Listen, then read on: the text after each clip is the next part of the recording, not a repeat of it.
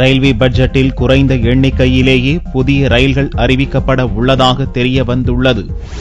2015-2016 ஆண்டுக்கான railway budget பிப்ரவரி 26ஆம் தேதி தாக்கல் செய்யப்படுகிறது. கடும் நிதி நெருக்கடியில் ரயில்வே துறை தத்தளித்து வருவதால் ரயில்வே துறையில் புதிய சீர்திருத்தங்களை அமல்படுத்துவதில் ரயில்வே அமைச்சர் சுரேஷ் பிரபு தீவிரமாக உள்ளார். இதனால் பட்ஜெட்டில் குறைவான எண்ணிக்கையிலேயே புதிய ரயில்கள் அறிவிக்கப்படும் என்று எதிர்பார்க்கப்படுகிறது. கடந்த ஆண்டு ரயில்வே பட்ஜெட்டில் 160 புதிய ரயில்கள் அறிவிக்கப்பட்டன. இந்த முறை 100க்கும் குறைவான புதிய ரயில்களே அறிவிக்கப்படலாம் என்று ரயில்வே அமைச்சக வட்டாரங்கள் கூறுகின்றன.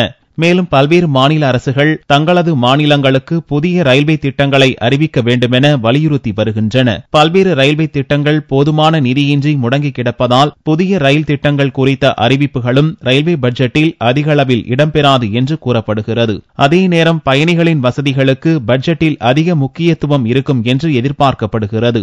இன்னும் சில மாதங்களில் பீகாரில் சட்டசபை தேர்தல் நடக்க உள்ளதால் அது தொடர்பான ரயில்வே திட்டங்கள் அதிக அளவில் இருக்கும் என்று எதிர்பார்க்கப்படுகிறது. டீசல் விலை கணிசமாக குறைந்த போதிலும் பட்ஜெட்டில் ரயில் பயணிகள் கட்டணம் குறைப்பு குறித்த அறிவிப்பு ஏதும் வெளியாகாது என்று ஏற்கனவே இணையமைச்சர் மனோஜ் சின்ஹா அறிவித்திருந்தார்.